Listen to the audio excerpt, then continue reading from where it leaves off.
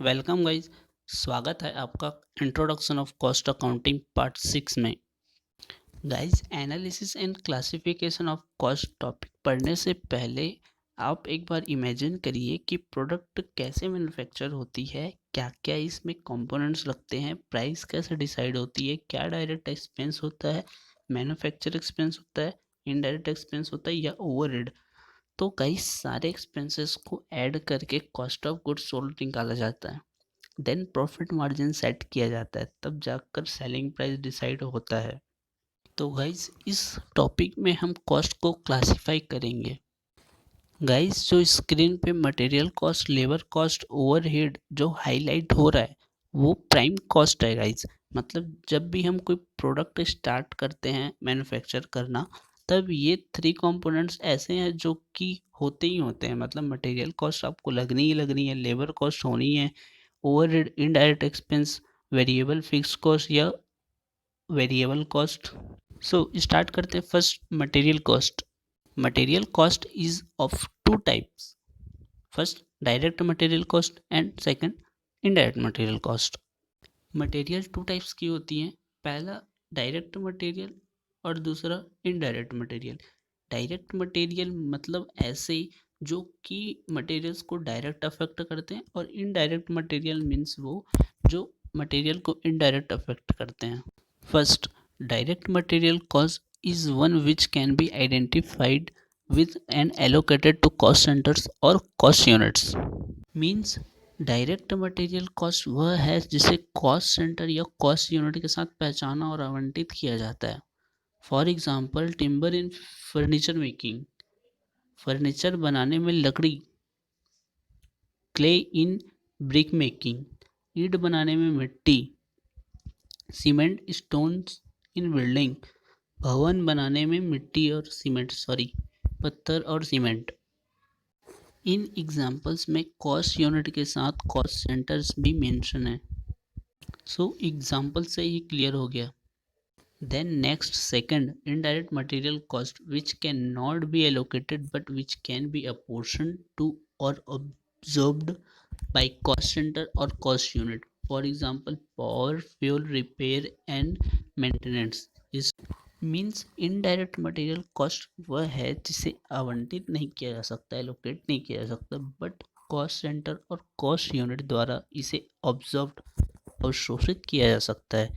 For example, बिजली, power, fuel, repair and maintenance, it's. ये expenses production को indirectly relate करते हैं।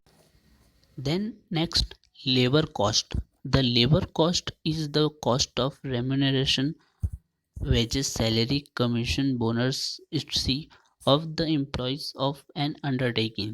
Means labor cost, remuneration cost, पारिश्रमिक, wages, salary, commission, bonus वह जो एम्प्लॉय की है। लेबर कॉस्ट भी टू टाइप्स की है, डायरेक्ट लेबर कॉस्ट और indirect labour cost. Labour cost भी टू टाइप्स की होती है, डायरेक्ट लेबर कॉस्ट और इनडायरेक्ट लेबर कॉस्ट। यह भी एज इट मटेरियल कॉस्ट की तरह होती है, जिसमें फर्स्ट लेबर कॉस्ट जो कि प्रोडक्शन से डायरेक्ट रिलेशन होती है, जिसका प्रोडक्शन से डायरेक्ट रिलेशन होता है, और इनडायरेक्ट लेबर कॉस्ट का रिलेशन डायरेक्ट नहीं होता है, इनडायरेक्ट होता है। यह कॉस्ट सेंटर और कॉस्ट यूनिट द्वारा अब्जॉर्ब अवशोषित किया जा सकता है। Next, overhead. Overhead are the aggregates of the cost of indirect material, indirect labor, and such other expenses which can be conveniently charged direct to specific cost center or cost unit.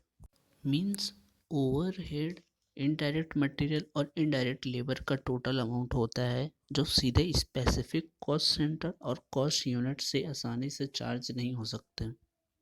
So classification of cost, prime cost complete हो गया। Next topic, analysis of total cost. First, prime cost. The aggregate of direct material cost, direct labor cost, and variable direct expenses or chargeable expenses is the prime cost. Means direct material cost, direct labor cost और variable direct expenses तीनों का aggregate prime cost कहलाता है। Factory cost. Factory cost is the total of prime cost plus factory overhead. Means factory cost total prime cost plus factory overhead से निकलता है। Third, cost of production, the total factory cost and office and administration overhead is the office cost और cost of production. Means cost of production के अंतर्गत total factory cost, office cost, administration overhead ये आते हैं। Fourth, total cost is equals to cost of production plus selling and distribution overhead. Means total cost निकालने के लिए cost of production plus selling and distribution overhead होना आवश्यक है। Guys ये चारों फॉर्म ऑफ फार्मूला है, मतलब ये फार्मूले के फॉर्म में है, आप इसको याद कर लेना, ठीक है। इसी के बेस पे आपका कॉस्ट शीट तैयार होगा। नेक्स्ट हम कॉस्ट शीट पढ़ेंगे। मिलते हैं गाइस नेक्स्ट वीडियो में।